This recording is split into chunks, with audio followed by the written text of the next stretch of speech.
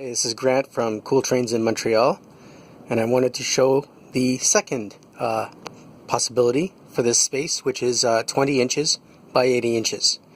The buildings are all different, and the track plan is slightly different, but it's the same space, and it's the same board. So I haven't committed 100% to the other design, but what I would probably be considering is doing both of them and making it a larger layout, and in that way things would have much more possibilities, and there would be a way to connect them. So in this video, what I'll first show is the track plan. So what I have here is actually 3 tracks in the back. One of them is simply a tail track to a runaround, and we have 2 tracks that are main line. And then in this building here, which was supposed to be representing some kind of a steel company or a steel manufacturer with gondolas in there, and these tracks that come out, and they'll form basically just 2 little tracks that come out into a spur. And the main line here has a crossover, so, and this would work with the other one so that you would have, you know, a double crossover. This one has a crossover here, and then there'd be a crossover in the other design if they built the 2 together. And this main line comes up again, so you get a bend. I kind of like the bend idea. And in this one I have a suburban station that's on this side of the track. So I have the passenger train option here, so I have a place to put a passenger train. And then in the back here, my main line comes off and it goes back to the edge. And there, like I said, there'd be a way that I could incorporate this with the other design. So in the back I have again a tail track for my runaround. This tail track is only going to support 3 cars, and what will happen here is I could just put the locomotive and 2 cars or something like that. It doesn't have to be big, and I could actually make it a little bit longer if I want to, because there's some play there. And in the far back I have another industry. This one would be a mill. It's a kit bash between a Walters mill kit and a Heljan cold storage building. I thought the 2 of them worked well together. This tail track here, this siding actually, has room for enough cars to make it look like it's needs rail service. So in this design I will need to buy 2 switches. This one is a right hand switch, or is it a left? No, it's a left hand switch. So this is a left hand switch, and I don't have it, so what I just did is I put a curve there, and it just shows the curve that will connect there. And again here I'm missing another one, and actually I'll be missing 3 for this one, because that's a switch that's missing, and that's another switch that's missing. So that's 3 switches. I'll need 2 left hands, no, 2 right hands and 1 left.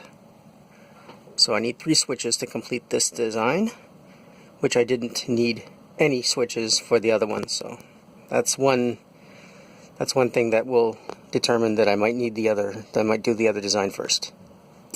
So in any case, this one has similar buildings. This is the Walters Furniture Company again. I have a couple of those. This one, the track runs right into the building. And this is a micro engineering kit with part of a Walters building, the furniture factory, the bottom part, which was recycled from my double kit, the one that was the 7-story building on there, and I'll show that later on.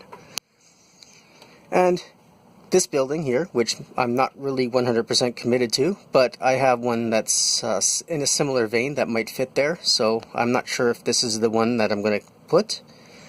But again, these buildings with these weird shapes facilitate, what I did is I designed it so that it could be used in such a way that if you look at it, if I put it like this, I get a siding that's about 45 degrees. So a lot of the time you'll see that buildings on a model railroad adhere to one of 2 types. So you have an angle and it's usually at a 30-degree angle so that you can see part of the building. So you want to build your building so that it's got, you know, part of it at least at 30 degrees or so. And you could also have, like I have in the back here, a building that parallels your main line. And so what your design philosophy for that would be to have a rectangle, a very long rectangle, because you don't want too much depth, you want more length. So this building here has less depth, so it will fit.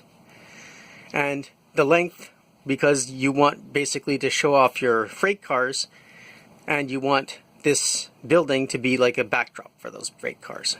So you don't need it to be too wide, you just need it to be long. So this is what the philosophy of this is.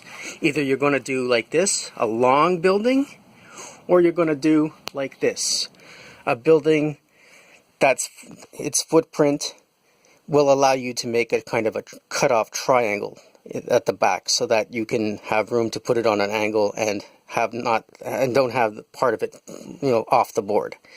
This building is in fact both. This one is parallel to the main line and could be used as such, and it's also at a 30-degree angle to the board.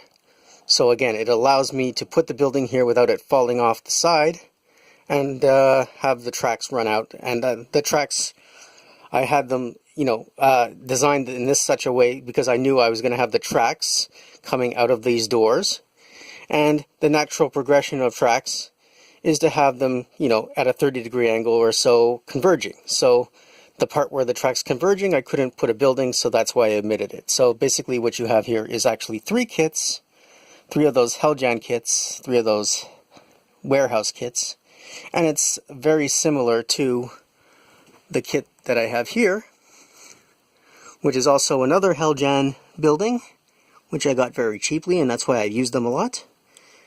And this one I've cut down, it's smaller, and I've used micro-engineering roof on it, and I've also attached, you know, some leftovers from the Woodland Scenics buildings, which are basically that. That's a Woodland Scenics building as well.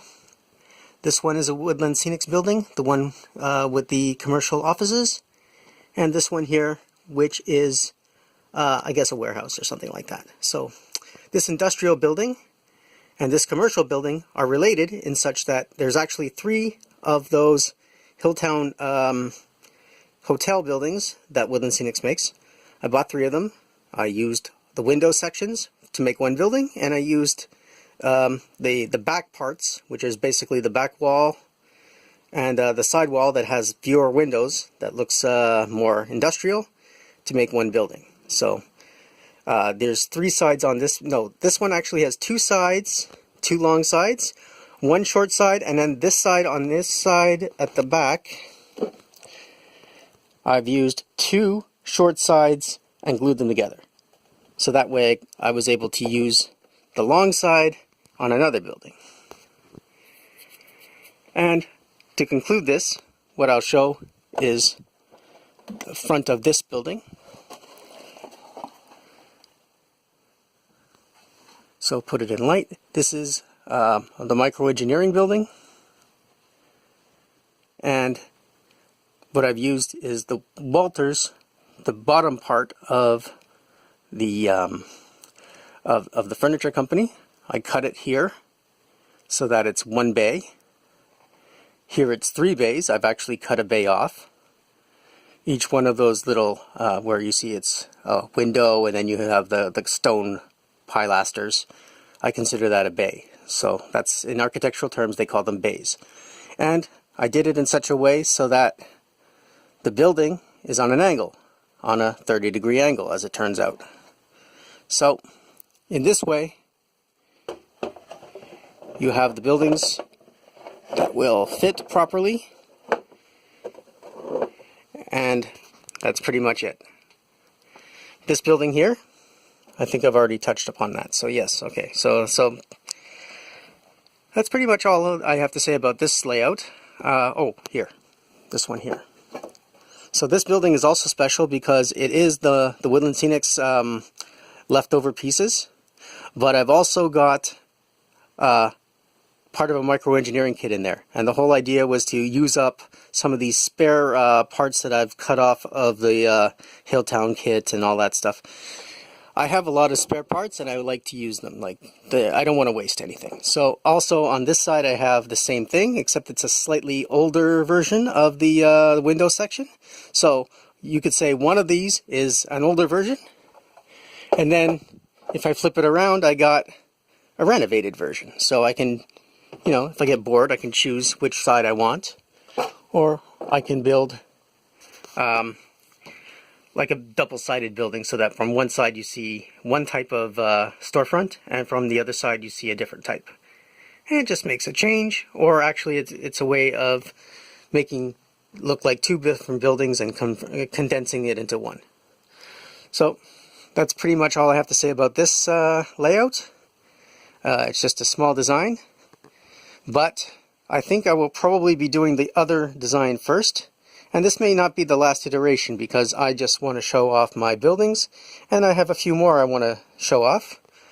So I might try another design at this. And one thing I would like to say about design is that there's many ways to go about this.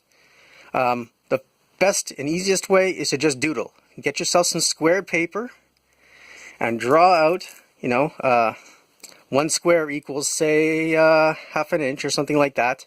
And that way you can keep yourself grounded in terms of how much space you have. And then you can draw your little design and doodle it and see which works for you and what works for you on paper before you decide to commit anything, you know, in the real world. So I just wanted to share this with you, and have a good day. Please like and subscribe. Goodbye.